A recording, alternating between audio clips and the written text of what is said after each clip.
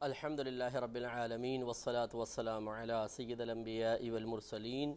اما بعد فاعوذ باللہ من الشیطان الرجیم بسم اللہ الرحمن الرحیم۔ الحمدللہ الہادی پروگرام میں نبی کریم صلی اللہ علیہ وسلم کی اطاعت اور اتباع کے بارے میں کلام چل رہا تھا، اور اس کے ضمن میں ہم آپ کی خدمت میں گزارش کر رہے تھے کہ نبی کریم صلی اللہ علیہ وسلم کے فرامین عالی شان یقیناً ہمیں حدیثوں سے حاصل ہوں گے، کیونکہ قرآن میں جو کچھ موجود ہے وہ تو اللہ تبارک و تعالیٰ کا کلام ہے۔ ویسے تو نبی کریم صلی اللہ علیہ وسلم بھی جو پیغام دیتے ہیں بظاہر وہ آپ کی طرف سے ہے، لیکن وحی الہی کی ہی ایک صورت ہوتی ہے، لیکن ہم اسے اللہ تبارک و تعالیٰ کی طرف نہیں بلکہ نبی کریم صلی اللہ علیہ وسلم کی طرف منسوب کرتے ہیں۔ لہذا جب اللہ تعالیٰ فرماتا ہے کہ وما آتاکم الرسول فخذوہ وما نہاکم عنہ فانتہوا، کہ یہ رسول جو تمہیں حکم دیں اسے اخذ کرو، اسے لے لو، اس پر عمل پیرا ہو، اور جس چیز سے تمہیں منع فرمائیں اس سے رک جاؤ، تو اس کا مطلب یہ ہوا کہ اگر اس سے مراد قرآن ہی ہوتی یا قرآن ہی ہوتا تو پھر تو وہ پہلے ہی موجود تھا۔ معلوم یہ ہوا کہ نبی کریم صلی اللہ علیہ وسلم بھی اپنی طرف سے کچھ نہ کچھ ارشاد فرمائیں گے، کچھ احکام ہوں گے جن میں کسی کام کے ارتکاب کا حکم دیا گیا ہوگا، کچھ ایسے احکام ہوں گے جن میں بعض افعال سے رک جانے کی تلقین ہوگی، اور وہ یقینی سی بات ہے کہ نبی کریم صلی اللہ علیہ وسلم کے فرامین ذی شان پر توجہ کرنے کے بعد ہی حاصل ہو سکتے ہیں۔ تو اسی ضمن میں ایک حدیث بخاری و مسلم کی آپ کی خدمت میں ذکر کی تھی۔ حضرت براء بن عازب رضی اللہ تعالی عنہما فرماتے ہیں کہ نبی کریم صلی اللہ علیہ وسلم نے ارشاد فرمایا، یہ نہیں کہتے ہیں کہ نبی کریم صلی اللہ علیہ وسلم نے ہمیں بیمار کی عیادت، جنازے کے ساتھ جانے، چھینک کا جواب دینے، قسم اٹھانے والے کی قسم پورا کرنے، مظلوم کی مدد کرنے، دعوت قبول کرنے اور سلام کو عام کرنے کا حکم ارشاد فرمایا۔ اسی کے ضمن میں ایک اور حدیث پاک ہے بخاری و مسلم کی، حضرت ابو ہریرہ رضی اللہ تعالی عنہ سے مروی ہے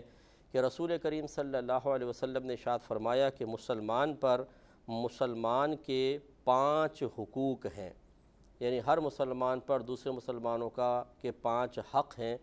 اور ان میں فرمایا سلام کا جواب دینا، مریض کی بیمار پرسی کرنا یعنی عیادت کرنا، جنازوں کے ساتھ جانا، دعوت قبول کرنا اور چھینک کا جواب دینا۔ تو گویا کہ پہلی حدیث میں 7 افعال کا حکم دیا ہے، دوسری میں ان میں سے 5 مزید بیان فرمائے ہیں، یعنی ان کو دوبارہ ذکر کیا ہے سید دو عالم صلی اللہ علیہ وسلم نے۔ پہلے بس حکم فرمایا اور دوسرے میں اسے مسلمان کا حق قرار دیا ہے۔ تو اس لیے ہمیں تھوڑا سا ان دونوں باتوں پر غور و تفکر کرنا ہوگا کہ حق کے اعتبار سے اور حکم پر عمل پیرا ہونے کے اعتبار سے ہمیں کن کن باتوں پہ توجہ کرنی چاہیے۔ تو میں نے آپ کو پچھلی حدیث پہ کافی کلام کیا، مظلوم کی مدد کرنے پر ہم نے کافی پچھلے پروگرام میں کلام کر لیا تھا۔ آج آگے چلتے ہیں۔ سرکار حضرت براء بن عازب فرماتے ہیں کہ رحمت کونین صلی اللہ علیہ وسلم نے ہمیں دعوت قبول کرنے کا حکم فرمایا۔ دعوت قبول کرنا یہ عموماً ولیمے کی دعوت کے بارے میں علماء فرماتے ہیں کہ یہ سرکار کا فرمان عالی شان ولیمے کی دعوت کے بارے میں خاص ہے۔ اس لیے بعض نے کہا کہ ولیمے کی دعوت کرنا قبول کرنا سنت مؤکدہ ہے، یعنی اگر اس کو ترک کریں گے تو ترک کرنے کی عادت ڈالیں گے، ایک آدھ دفعہ چھوڑ دی تو برا کیا،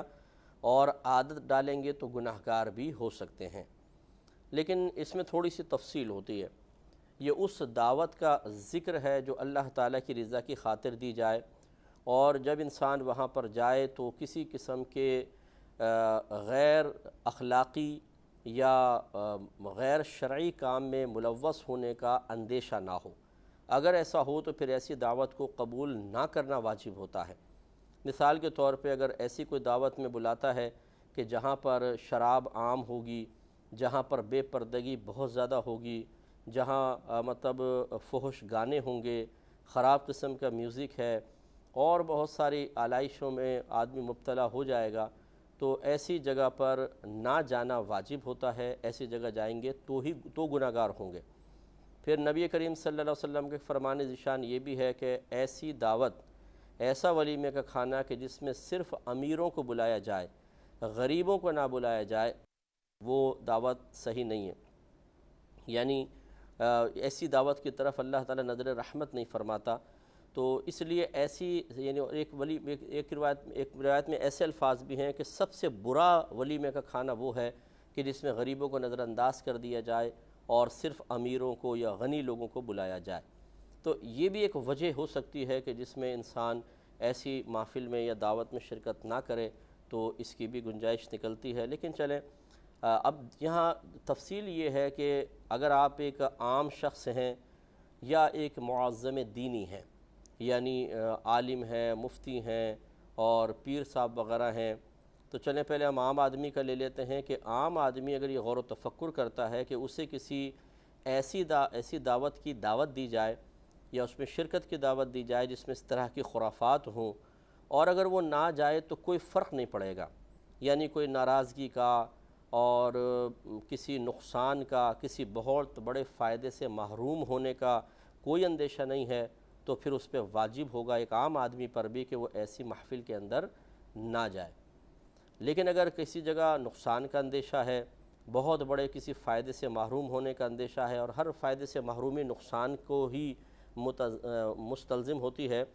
اور اسی طریقے سے کسی فتنہ اور انتشار کا اندیشہ ہو، تو بامر مجبوری وہاں جا سکتا ہے۔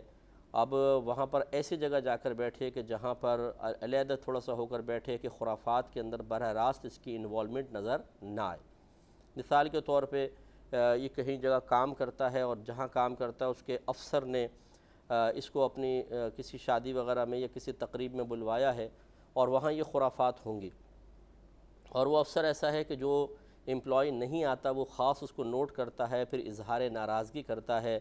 اس کی پروموشن کو روک دیتا ہے، بینیفٹس بہت سے روک دیتا ہے، اس کی غلط رپورٹ بنا کے آگے پیش کر دیتا ہے، جسے بہت سے منتقم مزاج ہوتے ہیں۔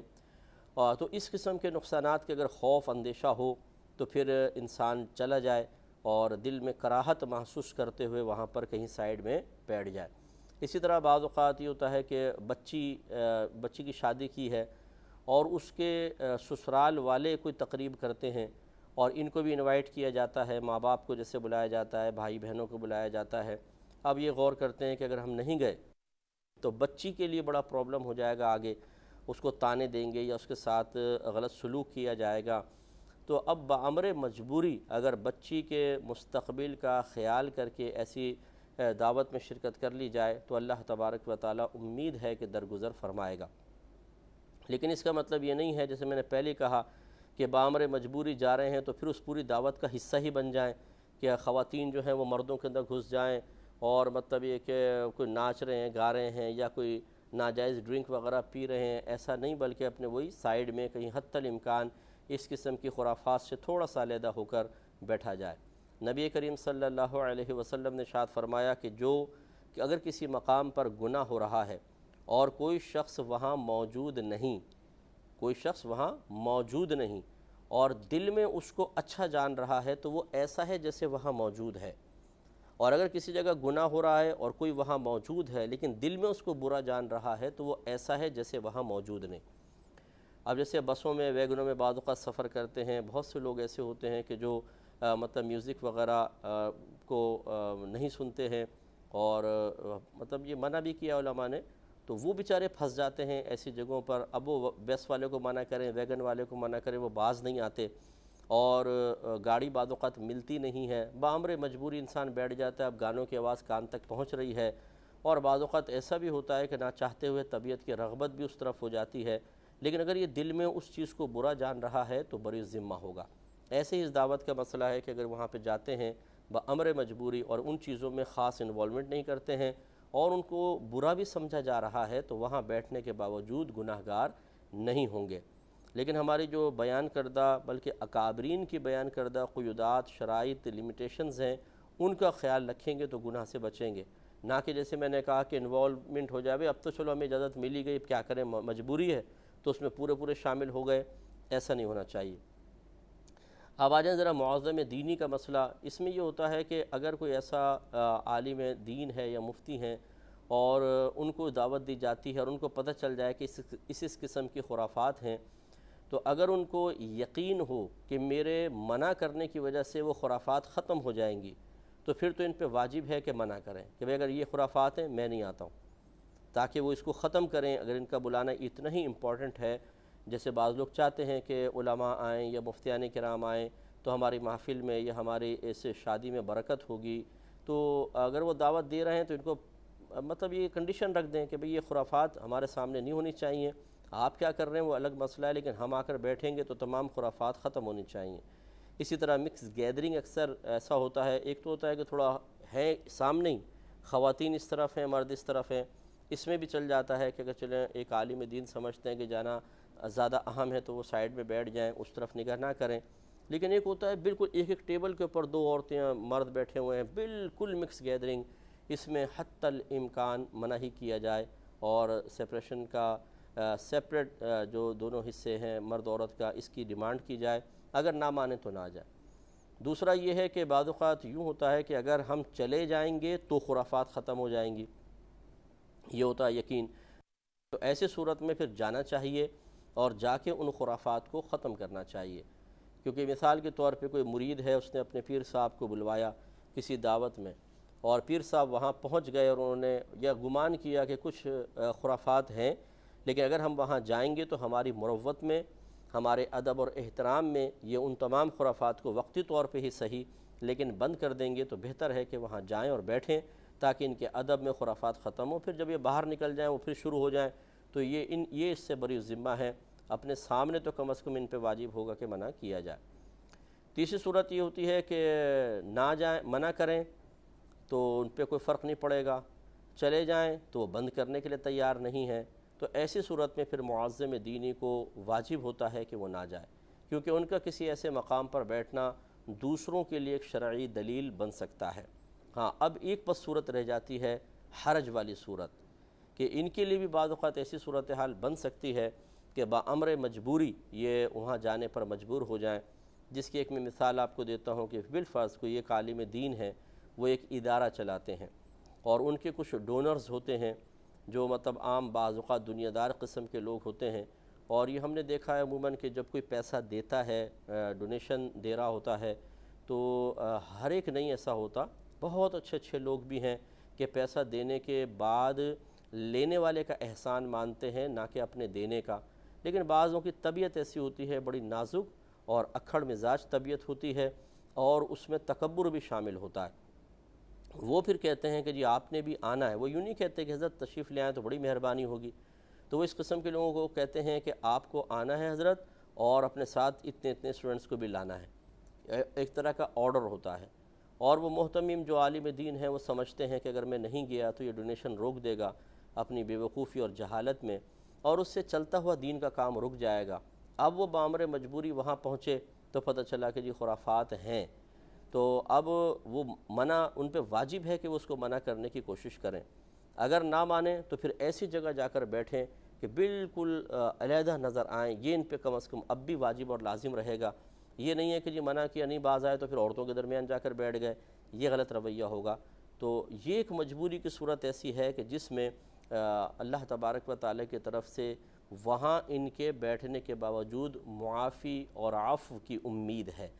لیکن جب بھی ہم نے بارہا آپ کو سمجھایا کہ ایسی کوئی بھی صورتحال ہوتی ہے تو پھر رفع بدگمانی کے لیے، بدگمانی کو ختم کرنے کے لیے کوئی نہ کوئی وضاحتی بات ہو جانی چاہیے۔ مثال کے طور پہ جیسے کوئی عالم دین گئے بامر مجبوری، اب وہاں پر بیٹھے تھوڑا سائیڈ میں ہو کر بیٹھ گئے، لیکن وہ اپنے متبعین، اسی طرح جو دوسرے لوگ ہیں یا جو وہاں بیٹھے ہوئے لوگ ہیں، اگر وہ کسی اور محفل مجلس میں آئیں تو پھر یہ وہاں پر بیان کر دیں کہ بھئی ہمیں بعض اوقات ہم بڑی مجبوری کی حالت میں ہوتے ہیں، اس قسم کی محافل میں جانا پڑ جاتا ہے، اور یہ ہماری تھوڑی مجبوریاں ہوتی ہیں۔ اس قسم کے یعنی الفاظ کے اس تک پہنچ جائیں تو وہ ناراض بھی نہ ہو اور لوگوں کو پتہ بھی چل جائے کہ یہ بامر مجبوری یہاں پر آئے ہیں، ورنہ آپ کو پتہ ہے کہ لوگ خود چاہے کتنے ہی بڑے سے بڑا گناہ کبیرہ کر رہے ہوں، اگر ایک عالم دین کو دیکھ لیں گے کہ وہ خلاف مستحب بھی کام کر رہا ہے تو کہتے ہیں اسی گرفت کرو، اور یہ غلط رویہ ہے۔ مجبوری کی بہت ساری صورتیں ہو سکتی ہیں۔ میں ایک آپ کو مثال دیتا ہوں۔ شروع اسلام میں ہمارے نبی کریم صلی اللہ علیہ وسلم تبلیغ دین کی غرض سے کفار کا سال میں لگنے والا ایک میلہ تھا، جس میں وہ کھیل کود کے لیے آتے تھے، خرافاتوں کے لیے آتے تھے، لیکن میرے آقا اس میلے میں داخل ہو جاتے تھے اور وہاں جا کے ان لوگوں کو اللہ تبارک و تعالیٰ کی وحدانیت کی اعلانیہ اور جرت مندانہ دعوت دیتے تھے۔ اور صورتحال یہ ہوتی تھی کہ پیچھے آپ کے ابو لہب ہوتا تھا اور وہ کہتا تھا کہ یہ میرا بھتیجا ہے، اس کی بات نہ ماننا۔ تو نبی کریم صلی اللہ علیہ وسلم تبلیغ دین فرمایا کرتے تھے۔ اب دیکھیں وہ ماحول کیسا تھا، خرابیاں ہیں، یقینی سی بات ہے کہ وہ عرب کفار تھے، وہ تو مختلف قسم کی خرافات کے لیے جمع ہوتے تھے، لیکن جب آدمی تبلیغ دین کے لیے کہیں جانا چاہے، کسی اور غرض سے جانا چاہے جو ایک مجبوری کی صورت بنتی ہے، اب یہ بھی نبی کریم صلی اللہ علیہ وسلم کی ایک آپ کہہ سکتے ہیں کہ اللہ تبارک و تعالیٰ کے احکام کی تکمیل کے سلسلے میں ایک مجبوری تھی کہ آپ کو وہاں جانا تھا۔ اللہ تعالیٰ کا حکم تھا کہ آپ مختلف مقامات پر جا کر تبلیغ دین فرمائیں، تو اس لیے میرے آقا صلی اللہ علیہ وسلم کا وہاں جانا بالکل جائز اور آپ نے تبلیغ دین فرمائی۔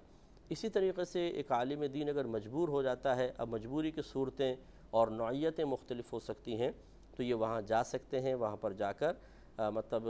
بہتر ہے کہ تھوڑی تبلیغ بھی کریں، تھوڑی نصیحتیں کریں، اور اگر کوئی بہت ہی مجبوری کی صورتحال ہے کہ جسے بیان کا موقع نہیں دیا، کچھ کہنے کا موقع نہیں دیا ہے، بس بلایا ہے ایز اے گیسٹ، اور اگر ان کی بات نہ مانے تو دین کے بڑے نقصان کا اندیشہ ہے، تو پھر کہیں سائیڈ میں بیٹھ جائیں۔ اب جیسے میں ایک مثال دیتا ہوں آپ کو، ہمارے جو گاؤں ہیں، گاؤں کے اندر جو مسجدوں کے ائمہ ہوتے ہیں،